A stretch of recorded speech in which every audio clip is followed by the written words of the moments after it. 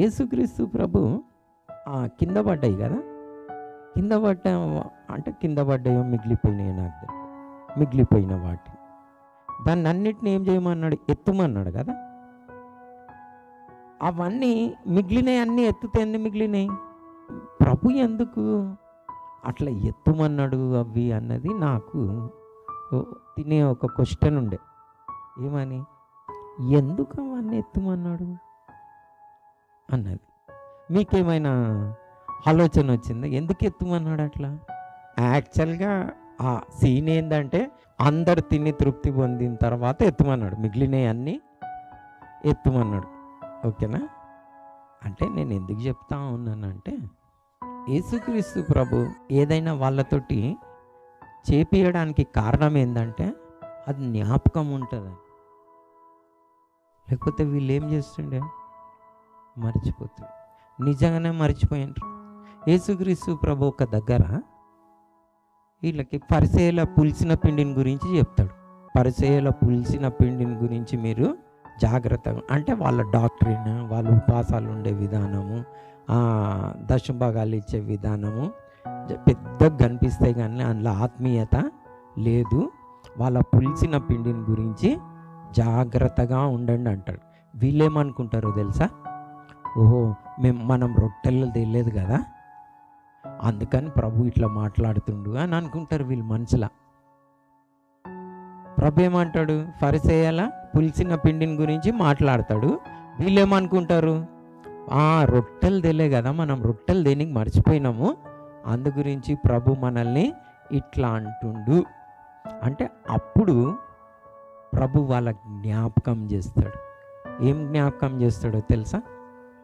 మీరు 5 రొట్టెలు 5,000 మందికి పంచినప్పుడు ఎన్ని గంపలు ఎత్తిండ్రు అని అడుగుతాడు. 12 అంటాడు. అయితే అది మర్చిపోయినరా మీరు అని అడుగుతాడు. వీళ్ళు ఏం చేసిండ్రు, తిన్నారు, గంపలు ఎత్తిండ్రు.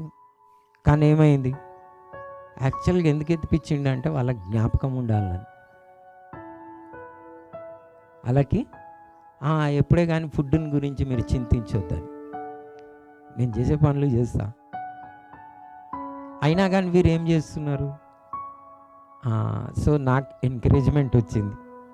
కూర్చున్నప్పుడు, లేచినప్పుడు చేసిన అద్భుతం వారి కళ్ళతోటి చూసిందే మర్చిపోతాయి, నేను మర్చిపోతాయి. ఎందుకంటే ఆ వీక్నెస్. కానీ ప్రాక్టీస్ చేయండి, ఓకేనా? నేను ఇట్లా కూడా అడగడానికి కారణం, ఇవాళ పాస్టర్ గారు అడగడానికి కారణం ఏంటంటే, ఒకవేళ ఇలా అడగలే, మర్చిపోతూనే ఉంటారు, వస్తూనే ఉంటారు, పోతూనే ఉంటారు. అది ఒక ఇది ప్లస్ ఇక్కడనైనా లీస్ట్ అడుగుతున్నారు. కొన్ని సంఘాలనైతే ఖాళీ గెస్ట్ స్పీకర్స్ వస్తుంటాడు, పోయిన వారం ఏం చెప్పిండ్రు అది మర్చిపోతారు, ఆయన అడగనికి కూడా ఉండదు పోయిన వారం ఏం నేర్చుకున్నారని, వేరే మెసేజ్ ఇస్తారు. సో అలా నడుస్తూ ఉన్నది. సో మీరు పోయిన వారం ఏం నేర్చుకున్నా అంటే మీరు డిస్కరేజ్ కాకండి అని అంటున్నా. పోయిన వారము మనం ఏం నేర్చుకున్నాము అంటే ఓకే, ఇన్ని పాయింట్లైనా జ్ఞాపకం ఉన్నది. డిస్కరేజ్ కాకండి, ట్రై చేస్తూ ఉండండి ఏం నేర్చుకుంటా ఉన్నామని, ఓకేనా? సో మనము ప్రాముఖ్యంగా డిసెప్షన్ని గురించి నేర్చుకున్నాం మనం. సో ఈరోజు డిసెప్షన్ని గురించి ఇంకా ఎందుకంటే మనకి మోసపూర్చే హృదయం ఉంది, మరి సరిగా కనిపించే మార్గం ఉన్నది, కానీ తుదకది మరణానికి దారితీస్తుంది. దానికి తోడు ఇనుప నరం ఉన్నది, దానికి తోడు మరి శరీర క్రియలు ఉన్నాయి. ఇవన్నీ కూడా మనల్ని చెడిపెట్టివే కదా. సో మనము చాలా జాగ్రత్తగా ఇలాంటి మన అన్ని న్యాచురల్గా ఉన్నాయి కాబట్టి మీరు మరి మోసపోకుండా జాగ్రత్తగా చూసుకోవాలి. అందులో పోయిన వారం దేన్ని గురించి మోసపోవద్దని నేర్చుకున్నాం. 1 కొరింథీ పత్రిక 3వ అధ్యాయం 18వ వచనంని మనం చూసినాం. మోసపోకుడి అని చూసినాం. ఏం చూసినాం? మోసపోకుడి. చదవండి 3:18. ఎవడైనను ఈ లోకమందు ఆ జ్ఞానినని అనుకొని ఎడల జ్ఞాని అగినట్లు వెర్రివాడు మోసపోకుడి అంటా ఉన్నాడు. మీలో ఎవరైనా జ్ఞానం గలవాడు అనుకుంటే అది తప్పు. మనమందరం కూడా ప్రాబ్లం ఎక్కడున్నది అని అంటే మనం జ్ఞానులము అని అనుకుంటాం. మనం ఏమనుకుంటాం? జ్ఞానం. ప్రతి ఒక్కరు ఏ స్థాయిలో ఉండని, ఎంత ధనవంతుడు కానీ ఎంత పెద్దవాడు కానీ ఏమనుకుంటారంటే నేను జ్ఞాని అనుకుంటాడు. సో ఫస్ట్ నంబర్ 1 ఏం తెలుసుకోవాలంటే మనం జ్ఞాని అని అనుకోవద్దు. ఇది ఎవరు చెప్పిండ్రు? జ్ఞాని అయిన సొలొమోను చెప్పిండు. దేవుడు ఎవరికైతే విస్తారమైన జ్ఞానం ఇచ్చిండో ఆయన చెప్పిన మాటలేంది? నువ్వు జ్ఞాని అని అనుకోవద్దు, నీ పూర్ణ హృదయంతో దేవుని అందు నమ్మిక ఉంచి. అందరం బైబిల్ చూద్దాం, కల్పన కూడా. ఓకేనా? ఇప్పుడు మనము సామెతల గ్రంథం 3వ అధ్యాయం 5వ వచనం నుండి చదవండి. నేను జ్ఞానిని గదా అని నువ్వు అనుకోవద్దు. యెహోవా యందు భయభక్తులు కలిగి చెడుతనము. ఇక్కడ మోసపోవద్దంటే ఏం చేయాలంటే మనము జ్ఞాని అని అనుకోవద్దు. ఈ మాట మీరు ఒక మాట నేర్చుకుంటే చాలు. ఈ మాట కంఠస్థం చేస్తే చాలు లైఫ్లో. అంటే మనం ఒక్కొక్క వచనం నేను చూస్తా ఉన్నా, దాదాపు 100 పాటలు మీరు ఆల్మోస్ట్ దాన్ని కంఠస్థం పాడేస్తుండ్రు. ఒక్క చరణం అన్నంలో నుంచి పాడుతుండ్రా 100. కానీ 100 వర్సెస్ వస్తలేవు చూస్తున్నా. ప్రయోజనకరమైనవి 100 వచనాలు నేర్చుకుంటలేరు, 100 పాటలు నేర్చుకుంటుండ్రు. కానీ అది ఎట్లా నేర్చుకుంటుండ్రో తెలుసా? బుక్లో రాసి పాడి పాడి నేర్చుకుంటుండ్రు వచ్చేదాకా. పోనీ అందులో ఏమైనా ఉంటున్నాయా అని చూస్తున్నా నేను. అన్ని పాటలనను చాలా మట్టుకు స్తుతి చెల్లించుడు అలాంటివి కొంచెం ఉంటాయి. నిజంగా మరి మీరు జాగ్రత్తగా ఉండాలి. మీరు పాపం చేయకుంటే ఎప్పుడు ఉంటారంటే, ఎప్పుడు ఉంటారు చెప్పండి? క్లూ ఇస్తాను నేను. 119వ కీర్తన 119వ కీర్తన క్లూ. అందులో ఒక వచనం ఉంటుంది, నేను అది చేస్తున్నా కాబట్టి నీ పాపం చేయట్లేదు అంటాడు. చదువుదాం అందరం. 119వ కీర్తన 11వ వచనం. నీ ఎదుట నేను పాపం చేయకుండానట్లు నా హృదయంలో నీ వాక్యము ఉంచుకొని ఉన్నాను. ఏముంచుకోవాలి హృదయంలో? సాతానుడు ఏం చేస్తాడో తెలుసా? ఆకాశ పక్షులతో పోల్చిండు. యేసుక్రీస్తు ప్రభు విత్తిన వాక్యంని కూడా ఏం చేస్తాడు? ఎత్తుకొని పోతాడు. ఎక్కడ విత్తిండో తెలుసా? అది మత్తయి సువార్త 13వ అధ్యాయం 19వ వచనం. ఎక్కడ విత్తబడ్డదండి? అక్కడి నుంచి ఎత్తుకొని పోతాడంట. అంటే ఎంత కేర్ఫుల్గా ఉండాలి మనం. హృదయంలో విత్తబడ్డదంట.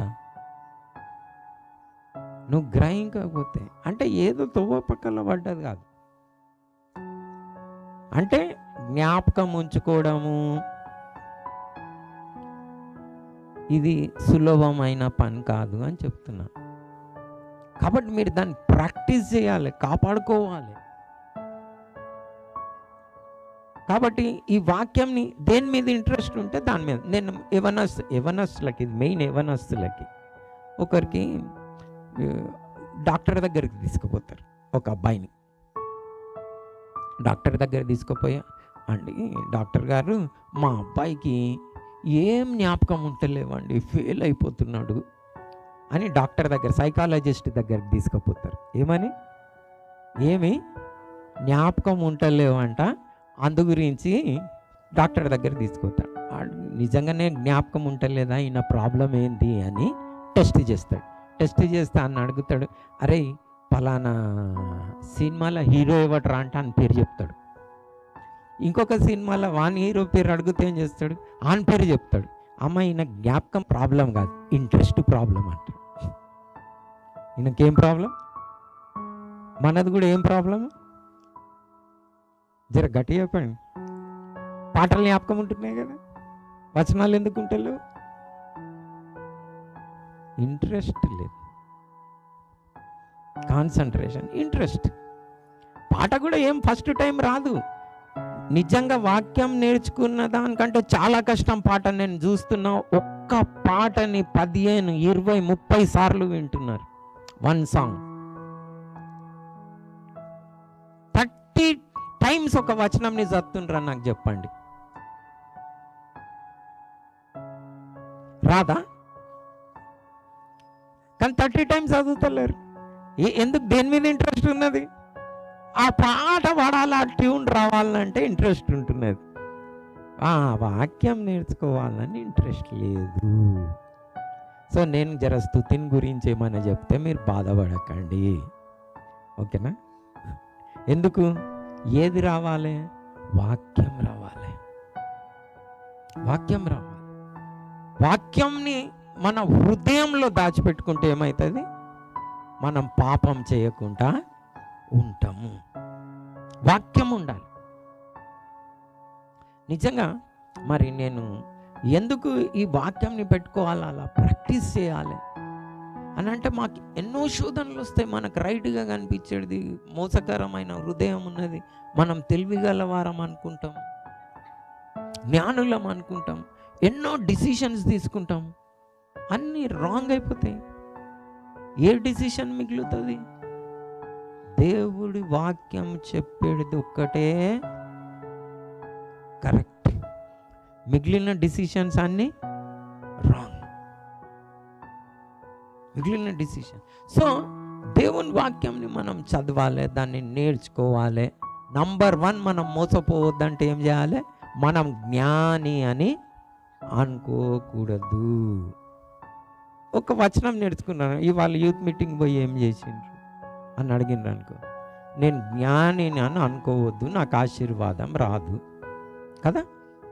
యెహోవా యందు భయభక్తులు కలిగి చెడుతనంని విసర్జించు అని చెప్పాడు. అంటే యెహోవా చెప్పిన ఆజ్ఞలే భక్తి, ఆయన మాటలు వినుట. కాబట్టి నువ్వు జ్ఞాని అనుకోకుండా నువ్వేం చేయాలి? యేసుక్రీస్తు ప్రభు చెప్పింది, దేవుడు చెప్పింది రైట్ అని అనుకోవాలి. దాన్ని మనం ఏం చేయాలి? చేయాలి.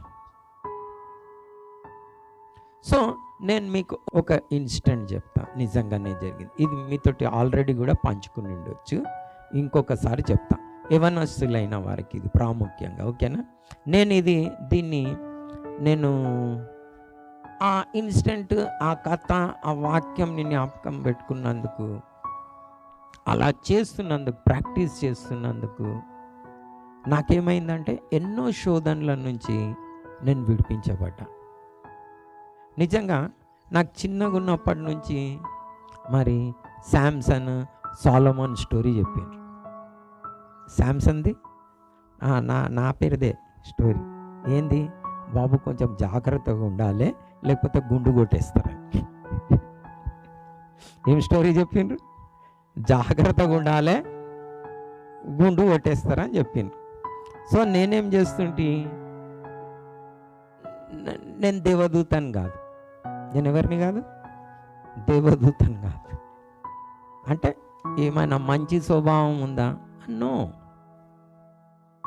సో నేను ఎప్పటి సంగతి చెప్తున్నా, నేను 20-22 సంవత్సరాలు ఉన్నప్పుడు చెప్తున్నా. అంటే దాదాపు 40 సంవత్సరాల క్రితం ఇలా ఉండే, ఇట్లా చర్చికి పోతుండే, ఏం చేస్తుండే అన్నది. సో నాకేమవుతుండే, అందరితో పాటు నేను కూడా బస్ స్టాండ్లో నిలబడుతుండే. బస్ స్టాండ్లో రకరకాల అమ్మాయిలు నిలబడతారు కదా, నిలబడితే నేనేం కళ్ళు మూసుకొని ఉండకపోతుండే. కనిపిస్తారు. కనిపిస్తే అట్రాక్ట్ అవుతామా లేదా? నేనే అయినానా? ఒకవేళ మీరు అయితలేరంటే ఏదో ప్రాబ్లం ఉన్నది. ఓ నేనేం కాను, నేను చూడ ఇట్లా చూస్తా అట్లా చూస్తా అంటే సంథింగ్ ఈజ్ రాంగ్. ఇవాళ ఒక పాట పాడిండ్రు, నాటకం చేయక. ఏంది? ఏమో పాట పాడిండ్రు, ఏంది? నటించే. ఓకే, నటించకండి, ఓకేనా? యథార్థ పరులు దేవునికి ఇష్టం. సో నేను ఎట్లా తప్పించుకుంటుండే? ప్రభా నువ్వు చెప్పావు, యెహోవా యందు భయభక్తులు గల స్త్రీ కొనియాడబడ్డది. అంతనే నాకు 190 ఇష్టమవుతాయి. ఇష్టం కావా? కానీ దేవుని వాక్యం ఏం చెప్తుంటుంది లోపట? No, this is a wrong decision. నేను అట్రాక్ట్ అవుతా. ప్రార్థన చేసుకోవాలి. దేవుని వాక్యమే సత్యం, దేవుడు చెప్పిందే సత్యం, అదే మార్గం, అదే జీవం. సో అది మన మనసులో పెట్టుకోవాలి, లేకపోతే ఏమవుతుంది? ఆగదు. కొన్నిసార్లు ఏమైపోతుందో తెలుసా? 1, 2, 3 కాదు, 5 కూడా ఇష్టమవుతారు. కానీ దేవుని వాక్యం ఏం చేస్తున్నది? ఏకపత్ని పురుషుడవై ఉండాలి, నమ్మకంగా ఉండాలి. నాకు 190 ఇష్టమవుతాయి. సేవలో చిన్న శోధనలు ఉంటాయి అనుకుంటుర్రా? ఉంటాయి. కానీ ఏది కాపాడుతున్నది? దేవుని యొక్క వాక్యం. ఇది రైట్, దిస్ ఈజ్ రైట్. అలా రైట్ అనుకుంటూ ఈ కాలంకి వచ్చేటప్పటికి ఏమైంది? ఎన్ని శోధనలు వచ్చినా, ఎన్ని ఏమొచ్చినా డైవర్ట్ మాత్రం అయ్యేది లేదు. సో మీరు కూడా ఏం చేయాలి? జ్ఞాని అనుకోవద్దు, దేవుడు చెప్పిందే రైట్ అని. నేను ఈ స్టోరీ చెప్పబోతున్నా. ఇప్పుడు ఎందుకు చెప్తున్నా ఈ స్టోరీ? అలాంటి శోధనలు 190 వస్తాయి. వచ్చినప్పుడు మనం జ్ఞాని అని అనుకోవద్దు. మనం డిసిషన్ తీసుకొని క్యాల్కులేషన్స్ వేసుకుంటాం, దిస్ ఈజ్ రైట్ అని. నో, అట్లా డిసిషన్స్ తీసుకోదు. దానికి నేను ఒక స్టోరీ చెప్తా ఉన్నా. ఇది రియల్ జరిగిన స్టోరీ. ఫోర్డ్ కంపెనీ తెలుసు కదా, కార్ల కంపెనీ. ఈ కార్ని ఫస్ట్ కనుక్కున్నప్పుడు చాలా తక్కువ మంది కొనుక్కునేవారు. కారు ఫస్ట్ కనుక్కున్నప్పుడు తక్కువ మంది కొనుక్కునేవారు. వారికి అంత అవగాహన ఉండేది కాదు. కార్ ఎట్లా స్టార్ట్ అవుతుంది, దాని మెకానిజం ఏంటి, అదంతా అంత అర్థం కాదు కదా స్టార్టింగ్ తీసుకున్నప్పుడు. సో అట్లా ఒక అతను ఆ కార్ కొనుక్కున్నాడు. ఆ కార్ మధ్యలో ఆగిపోయింది. ఆగిపోతే ఈయన ఏదో అప్పుడు కార్ని ఎట్లా స్టార్ట్ చేసేవాళ్ళు తెలుసా మీకు? పాతది చూడండి, ఇట్లా ఒక రాడ్ పెట్టి ఇట్లా తిప్పుతారు. మీరు పాత కార్లు చూసిండ్రా? ఇట్లా బటను దానిలాగా ఉండదు, ఇట్లా ఒక రాడ్ పెట్టి ఇట్లా తిప్పుతారు. మనం ఈ టైర్ ఇప్పేటప్పుడు ఆ జాక్ ఉంటుంది చూడు, జాక్ ఇట్లా కార్ని పైకి లేపేటది, అట్లుంటుంది ఒకటి. దాన్ని ఇట్లా ఇప్పటికి కూడా మీరు చూడొచ్చు, ఓకేనా? ఇంటికి పోయి చూడండి. అంటే how they use to start old cars అని పెట్టండి, అప్పుడు చూపెడతాడు అందులో ఉండొచ్చు. సో ఇట్లా తిప్పేవారు. ఈయన పట్టి ఇట్లా తిప్పుతా ఉన్నాడు, స్టార్ట్ అవుతలేదు, చెమటలు అయిపోతుంది. ఆ రోడ్లో ఏదో ఒక మనిషి నడుచుకొని వచ్చి ఈయన దగ్గర నిలబడితే ఈయన స్టార్ట్ చేస్తే మరి ఆయన వచ్చి అడిగిండు, నేనేమన్నా హెల్ప్ చేయాలా మరి స్టార్ట్ చేయడానికి అంటే ఆయన కారు ఉన్న ఈయన కిందికి మీదికి చూసిండు. ఈయన దగ్గర కారు లేదు, నడుచుకుంటూ వస్తున్నాడు. నాకు కారు ఉన్నది, కార్ని గురించి నాకు ఎక్కువ తెలుసా, ఈయనకి ఎక్కువ తెలుసా, ఎందుకు ఈయన నడుచుకుంటూ వస్తున్నాడు. సో మళ్ళీ ట్రై చేస్తున్నాడు, అంటున్నది, స్టార్ట్ అవుతలేదు. ఈయన అక్కడనే నిలబడ్డాడు పాపం. ఈయన మళ్ళీ ట్రై చేసిన తర్వాత కొంచెం సేపటి తర్వాత 5 నిమిషాలు మళ్ళీ అడిగిండు, హెల్ప్ చేయాలన్నా నేను అని. ఈయన కోపం వస్తున్నది, ఈయనకి కారు లేదు, ఏం లేదు, ఊకే నా కారు స్టార్ట్ అవుతలేదు, ఈడొకడు అంటున్నాడు. మళ్ళీ స్టార్ట్ చేసిండు, అయితలేదు. మరి ఇష్టం అడిగింది, ఏమైనా హెల్ప్ చేయాలనా అన్నాడు. చెయ్యి, ఏమొస్తుంది నీకు, నా దగ్గర నా కారు ఉన్నదని గై గై గై అని అంటే ఓకే ఏదన్నా అనుకో, చెయ్యనా, చెయ్యి, ఇగో తీసుకో అనుకున్నాడు. చూద్దాం వీడు పెద్ద అప్పటి నుంచి నేను హెల్ప్ చేస్తా అంటున్నాడని. మెల్లగా బోనెట్ ఓపెన్ చేసిండు, ఇట్లా ఏదో అన్నాడు, ఇట్లా అన్నాడు, డడా అని స్టార్ట్ అయిపోయింది. స్టార్ట్ కాగానే ఈయన కిందికి మీదికి ఆయనను చూసిండు. చూసి, ఏంద్రా బాబు నడుచుకుంటూ వచ్చినావు, నీకు కారు తెలియదు, నా దగ్గర కారు ఉన్నది, మరి ఏం సంగతి, అసలు నువ్వెవరు, నేను ఇంత ట్రై చేసినా నాకు వచ్చినాయి అన్నీ స్టార్ట్ కాలే, మరి నువ్వేంది, ఏం చేసినావు, స్టోరీ ఏం చేసినావు, డడా స్టార్ట్ అయిపోయింది. అరే బాబు, ఈ కార్ నీకు కనుక్కున్నదే నేను అన్నాడు. నేనే ఫోర్డ్ అయిన పేరు, ఫోర్డ్ని నేనే రా బాబు, కనుక్కున్నదే నేను. మీరు కూడా ఈ స్టోరీ ఎందుకు చెప్పినా, చిన్న జ్ఞాని అనుకోకండి, అది డడా అని ఆగిపోతుంది చెమటలో అంతనే. ఏమవుతుంది, తీసుకున్న డిసిషన్స్ అన్నీ రాంగ్ అవుతుంది, కార్ నడవదు, ముందుకు పోదు. అంటే జీవితంని గురించి చెప్తున్నా. ఎందుకు సమస్యలు జీవితంలో, రాంగ్ డిసిషన్స్. మీరు చాలా జాగ్రత్తగా ఉండాలి. ఈరోజు వారి జీవితము చాలా మట్టుకు దుఃఖకరంగా ఉండడానికి చాలామంది, ఇది ఒక్కరిది ఇద్దరిది కాదు లోకంలో.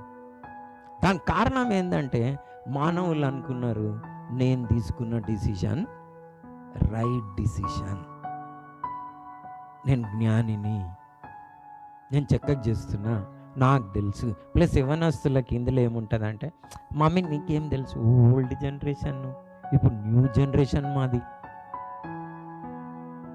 అని డైలాగులు కొడతారు. సో ఏం తెలియదు అనుకుంటారు. కమ్సకం వాళ్ళ దగ్గర దెబ్బలు తినని అనుభవం వచ్చింది కదా, రాలేదా? వాళ్ళకి దెబ్బలు తిన్న వాల్యూ తెలియదు. మేము పోయి తింటేనే తప్ప, ఒకటి తంతేనే తప్ప దెబ్బ బుద్ధి రాదు కదా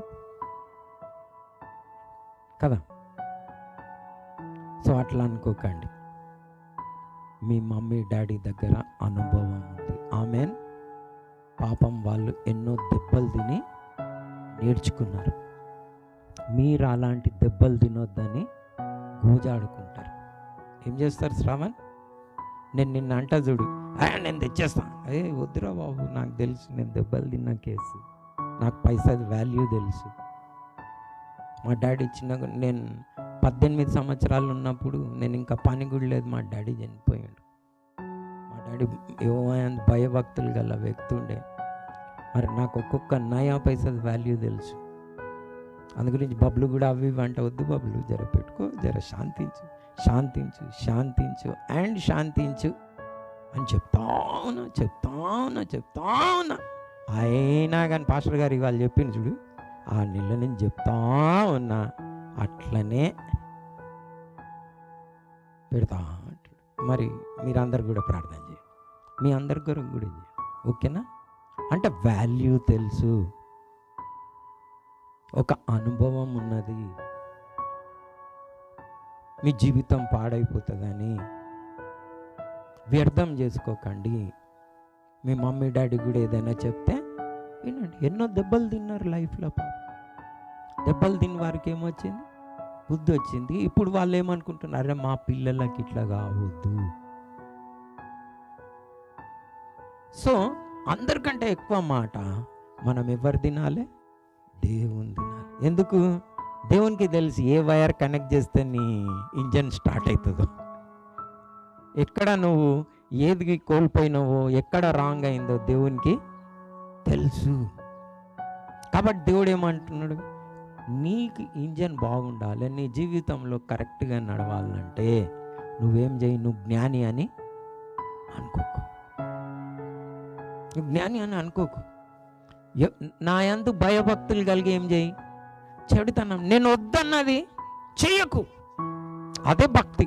భక్తి అంటే ఏంది? దేవుడు చెప్పింది చెయ్యాలి, చెయ్యొద్దన్నది చెయ్యొద్దు, అంతేనా? అదే భక్తి. మీరు ఒకవేళ చర్చికి పోతున్నారు, దేవుడు చెయ్యొద్దన్నది చేసిండ్రు, నయ్యా పైసా మార్క్స్ రావు, లైఫ్ అంతా పోండ్రి, పైసలు ఏం రావు, మీ ఇల్లు కూలిపోతుంది. సో సాతానుడు దానికి తోడు ఏం చేస్తాడో తెలుసా? ఈ ఎన్ని చెప్పినా నేను, మోసపుచ్చు హృదయము, మోసపుచ్చు మెదడు, ఇనుప నాడి, మన శరీర క్రియలు దానికి తోడు కదా, కోపము, క్రోధము, ఇవన్నీ దానికి తోడు. ఐదోది చెప్తా నేను. ఐదోది ఏంటంటే సర్వలోకముని మోసపుచ్చు ఘట సర్పం ఒకడు ఉన్నాడు. ఎవరది? అపవాది. ఎవరిని మోసం చెయ్యాలా అని తిరుగుతుంటాడు. ప్రకటన 12:9 చదవండి. కాగా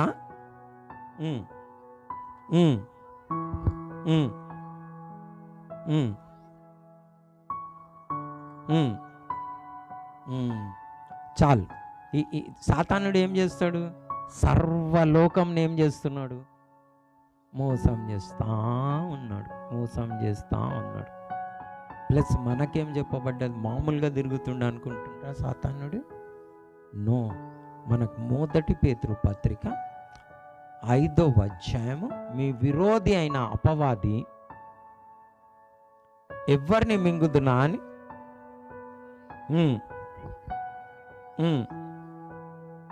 ఏం చేస్తుండంట?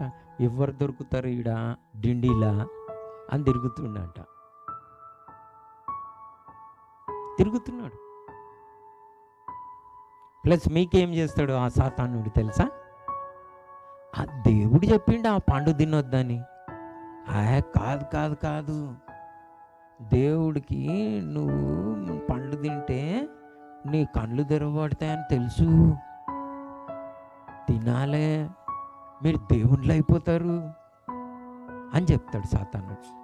అరే రైట్ డిసిషన్ నువ్వు తీసుకో, మీ మమ్మీకి ఏం తెలుసు, డాడీకి ఏం తెలుసు, పాస్టర్కి ఏం తెలుసు, తీసుకో డిసిషన్ అని చెప్తాడు. సో ఒకవేళ అలాంటి శోధనలు వచ్చినప్పుడు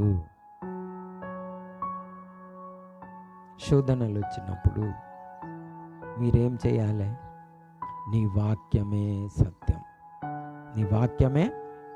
ప్రభువా నువ్వు చెప్పినావు నేను జ్ఞానినని అనుకోవద్దని, నువ్వు నీ వాక్యం ఏం చెప్తే దాన్ని నేను చేస్తాను. కాబట్టి మీరేం చేయండి? నిజంగా వర్ధిల్లాలంటే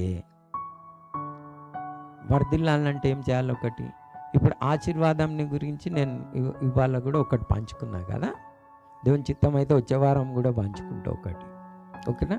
ఇప్పుడు కూడా మీరు మీ మార్గంలో అందుకు వర్ధిల్లాలంటే జ్ఞాని అని అనుకోవద్దు. రెండోది ఏం చేయాలనో చెప్తా, ఓకేనా? ఇది యెహోషువ గ్రంథం 1వ అధ్యాయము 8వ వచనం. ఈ ధర్మశాస్త్ర గ్రంథమును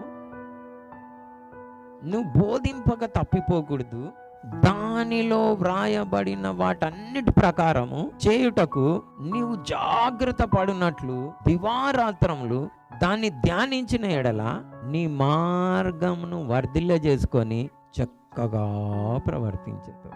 ఏం చేయాలి? దేవుని యొక్క వాక్యంని దివారాత్రములు ధ్యానించాలి, దాన్ని బోధించుట మానకూడదు. కాబట్టి అప్పుడు నువ్వేం చేస్తావు? నీ మార్గములను వర్ధిల్లింపజేసుకొని కదా, నీ మార్గంను వర్ధిల్లింపజేసుకొని అంటే దాని అర్థం ఏంది? జయం, అన్నిట్లా ఆశీర్వాదం, ప్రాస్పరస్ అని ఉంటుంది ఇంగ్లీష్ బైబిల్లో. Then thou shalt make thy way prosperous అని ఉంటుంది. వర్ధిల్లింపజేసుకొని ఏం చేస్తావు? చక్కగా ప్రవర్తిస్తావు. కాబట్టి మీరు రాజులైన యాజక సమూహం చేయవలసిన పని ఏంటంటే దేవుని వాక్యంని రాసుకోవాలి. రాజు ఏం చేయాలి?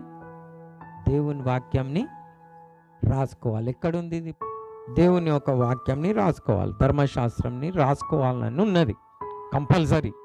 ఆయన చేతులతో రాసుకోవాలి. ద్వితీయోపదేశ కాండం 17వ అధ్యాయం 14వ వచనంలో ఏమున్నదంటే, రాజు తన సింహాసనం ఆసీనుడు అయిన తర్వాత లేవీల దగ్గర ఉన్న ఆ ధర్మశాస్త్ర గ్రంథంని చూసుకొని దానికి ఒక ప్రతిమ తన చేతులతో రాసుకోవాలంట. దానికి కుడికి కానీ ఎడమకు కానీ తిరగకుండా దాన్ని రాసుకోవాలి అని ఉన్నదా 1714 నుంచి 1718. తన కొరకు ఏం చేయాలి? దేవుని వాక్యంని ఏం చేయాలి? రాసుకోవాలి. ఈ రాసుకునే క్రైస్తవులను చూసిండ్రా మీరు? అంత సాధారణంగా దొరకరు. అయ్యగారు చూసిండ్రంట, ఓకేనా? కానీ నేను చాలా తక్కువ. నేనైతే మా దాంట్లో ఎవరు రాసుకున్నట్లే లేదు, కానీ నా పిల్లలకు ట్రై చేసిన.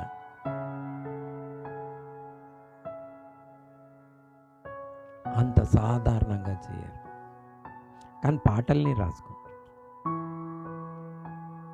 ఏం రాసుకుంటారు? దేన్ని రాసుకోమని ఉన్నది? వాక్యం ఏమైనా కానీ ఎందుకు మనకి ఇంట్రెస్ట్ లేదు కదా, పాటల్ని రాసుకుంటాం మేము, ఓకేనా? కానీ మీ మార్గంలో వర్ధిల్లాలంటే ఏం రాసుకోవాలి మీరు? ఎందుకు రాసుకోవాలి? మనం ఎవరము? మనం కూడా రాజులైన యాజక సమూహమా కాదా? మిమ్మల్ని లాస్ట్కి ఒక క్వశ్చన్ అడిగి ఒక వచనం చదివించి, చాలా వచనాలు చెప్పిన, యాక్చువల్గా ఎక్కువ చెప్పేసిన, అడుగుతాం. మరి మనం ఒకసారి ధ్యానిద్దాం. మంచిగా ఉన్నది కదా, ఇట్లా చాలా ఇష్టమవుతుంది నాకు. నేను మా సహవాసంలో ఏం చేస్తానంటే, ఎవరింటికి పోరు పిల్లలు, భోజనం పెడతాం. భోజనం చేయగానే ఏం చేస్తారు, అందరూ పట చేతులు కడుక్కొని వచ్చి అందరు కూర్చుంటారు. మళ్ళీ అన్న మాకు ఏమన్నా తెలియజేయాలి. సో వాళ్ళతోటి నేను మళ్ళీ 2 గంటల నుంచి దాదాపు 5 గంటల వరకు కూర్చుంటా, 3 గంటలైనా కూర్చుంటా. అందరు క్వశ్చన్స్ అడుగుతారు, చెప్పింది, వాడు చదువుకుంది, రాసింది, డౌట్స్. అట్లా మా సహవాసం. ఇంటికి పోరు ఎవరు. ఆ భోజనం కాగానే వచ్చి ఏం చేస్తారు, అందరు లైన్గా కూర్చున్నారు. అట్లా వాళ్ళు ఇప్పుడు వాళ్ళకే వదిలేసి వచ్చిన. అట్లా వాళ్ళతోటి 8 సంవత్సరాలు గడిపిన. నేను ఊరికే వచ్చి కూర్చోలే ఇక్కడ, వాళ్ళతో అట్లా 8 years గడిపిన. అంటే వారికి నేర్పించి కూర్చున్నప్పుడు, లేచినప్పుడు, త్రోవలు నడిచినప్పుడు. సో మనం ఎవరమో 1 పేతురు పత్రిక 2వ అధ్యాయం 9వ వచనం. అయితే మీరు చీకట్లో నుండి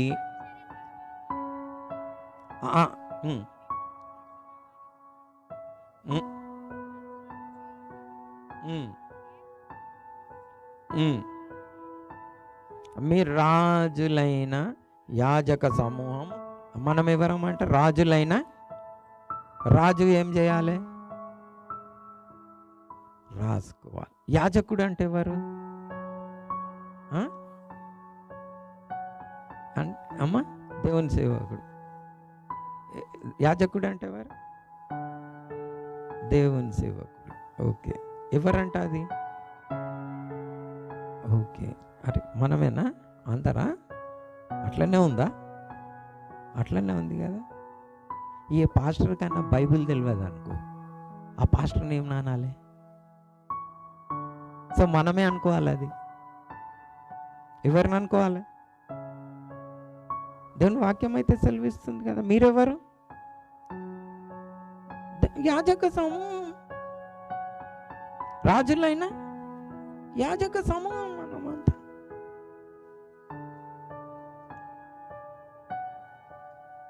మనం అట్లా రాసుకోవాలని ఉందా? అట్లా చేసుకోవాలనా? ఎందుకు వర్ధిల్తలేరు అని చూస్తున్నా. చర్చికి వచ్చిన వారు ఎందుకు వర్ధిల్లరు? ఏమవుతుంది వీళ్ళకి? అంటే వేరే దాని మీద చాలా ఇంట్రెస్ట్లు ఉన్నాయి. జ్ఞానిని అనుకొని డిసిషన్స్ అన్నీ తీసుకేసుకుంటున్నారు. దేవుని వాక్యం చెప్పినట్టు చేస్తలేరు. ఎక్కడి నుంచి ఆశీర్వాదం వస్తుంది? నాకు చెప్పండి, ఎక్కడి నుంచి వస్తుంది? ఎట్లా వర్ధిల్లుతారు మీ మార్గంలో? ఛాన్స్ ఉందా ఏమైనా? లేదు. అది బండి కొత్తది కొనుక్కున్నా అని రిపేర్ అవుతుంది. రిపేర్ అయితే స్టార్ట్ అవుతలేదు. స్టార్ట్ కావాలంటే ఎవరు కావాలి? మళ్ళీ మిమ్మల్ని సృష్టికర్తనే రావాలి. మీరు ఆయననే వద్దనుకుంటే, ఆయన మాటలే వినకపోతే, ఆ సృష్టికర్త ఏం చేసిండు? కార్ అట్లా ఇచ్చినప్పుడు ఏం చేస్తాడు? ఒక మాన్యువల్ ఇస్తాడు. వాషింగ్ మిషన్, ఎయిర్ కండిషన్ కొట్టుకుంటే ఏమి ఇస్తాడు? మాన్యువల్ ఇస్తాడు కదా. అందరికి మాన్యువల్ ఇస్తాడు, తెలుసు కదా. దాని ఇన్స్ట్రక్షన్ బుక్ ఉంటుంది కదా. అయితే మన సృష్టికర్త ఏం చేసిండు? మనల్ని సృష్టించి మనకు కూడా ఒక మాన్యువల్ ఇచ్చిండు. ఏందా మాన్యువల్? దాన్ని చదవకుండా మిషన్ ఎట్లా బాగా నడుస్తుంది? చెప్పండి నాకు. నడుస్తుందా?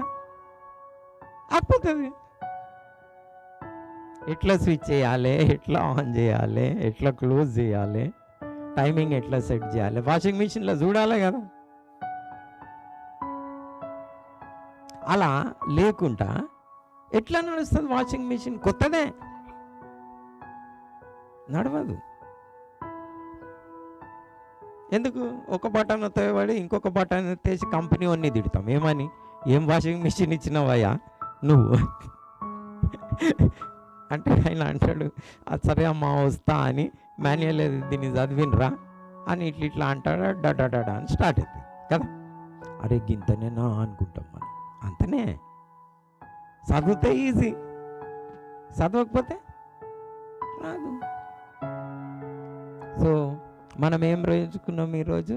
జ్ఞాని అని అనుకోవద్దు. ఆయన మనకు ఒక మాన్యువల్ ఇచ్చిండు. మనం రాజులైన యాజక సమూహము, దేవుని ఒక ధర్మశాస్త్రంని చేతులతో రాసుకోవాలి. దాని కుడికి కానీ ఎడమకు కానీ తిరగొద్దు. దివారాత్రములు దాన్ని ధ్యానించువాడు ధన్యుడు. అతడు నీటి కాల్వల ఓరున నాటబడిన వాడై ఆకు వాడక తన కాలమందు. ఎవరైనా అలా రాస్తే, మీరిద్దరైతే టీచర్ పని చేసిండ్రు, చాలా సంతోషం నాకు. ఇక్కడ కూడా ఉన్నాడా? ముగ్గురు ఉన్నారు. దేవునికి స్తోత్రం. ఎందుకు అంటే, పిల్లలకి ఏదైనా రాకపోతే మీరు ఏం చేపిస్తుండిరి? కొడుకు రాపిస్తుండే కదా. ఇప్పుడు మిమ్మల్ని కొట్టేటోళ్ళు అయితే ఎవరు లేరు, మీరే వేరే వాళ్ళని కొట్టాలి కొడితే. ఆ పని చేయలేను కదా. కానీ ఇప్పుడైనా మనం ఏం చేసుకోవాలి? ఒకటి వస్తలేదు అంటే చెప్పండి, గట్టి చెప్పండి. ఎందుకు జ్ఞాపకం ఉండదు? రైట్ 10 times అన్నాడు అనుకో, రాదా? సో ఇప్పటి నుంచి ఏం చేయండి? నేర్చుకోండి. మీరు వర్ధిల్లకుంటే నన్ను అడగాలి. నన్ను అడగండి, నేను ఈడనే కూర్చొని ఉంటా. ఓకేనా? మళ్ళీ వస్తా. ఏడికి పోతా? ఏడికి పోను నేను. మీరు ఎప్పుడైనా నా ఫోన్ నంబర్ ఏదైతే నేను స్టార్టింగ్ తీసుకున్నానో చూడండి, అప్పటి నుంచి ఇప్పటి వరకు ఒకటే నంబర్. ఓకేనా? ఇది లైఫ్లో కూడా చేంజ్ కాదు ఇంకా. సో ఏడికి పోను. ఓకేనా? ఏదైనా మీటింగ్లు ఉంటే రిసీవ్ చేసుకోను, లేకపోతే చేసుకుంటా. వేధించండి, అడగండి.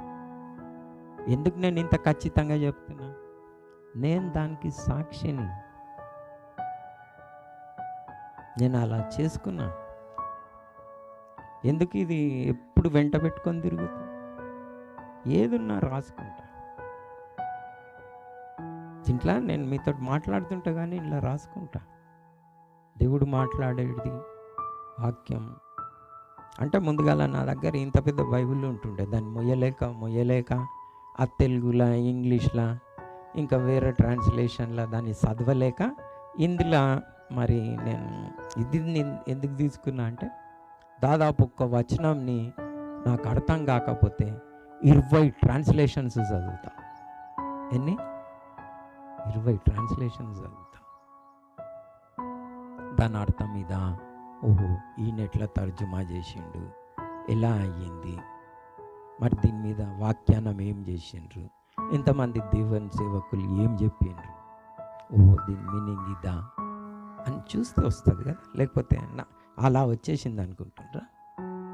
నో, దేవుని సన్నిధిలో కనిపెడతా, ప్రభువా దీని యొక్క భావం ఏంది రాసుకో. సో నన్ను దీవించిన దేవుడు మిమ్మల్ని కూడా ఏం చేస్తాడు? 100%. దానికి తిరుగులేదు. అందుకని నేను ఇంత గట్టిగా చెప్తా ఉన్నా, మీరు కూడా అలాగనే ఆశీర్వదింపబడతారు. సో మీరు జ్ఞాని అని అనుకోకండి. దేవుని యెహోవా యందు భయభక్తులు కలిగి చెడుతనాన్ని విసర్జించండి. దేవుని వాక్యంని రాయండి, కంఠస్థం చేయండి హృదయంలో. మళ్ళీ మీ హృదయంని కూడా భద్రం చేసుకోండి, తాళం వేసి పెట్టండి, ఓకేనా? లేకపోతే ఆకాశ పక్షులు వచ్చి ఏం చేస్తాయి? ఎత్తుకొని పోతాయి. అంటే ఎవరు అని అంటే గ్రహించాలి. ప్రభువా ఈ వాక్యం యొక్క మీనింగ్ కూడా నాకు చెప్పు అని మనము ప్రార్థన చేసుకోవాలి.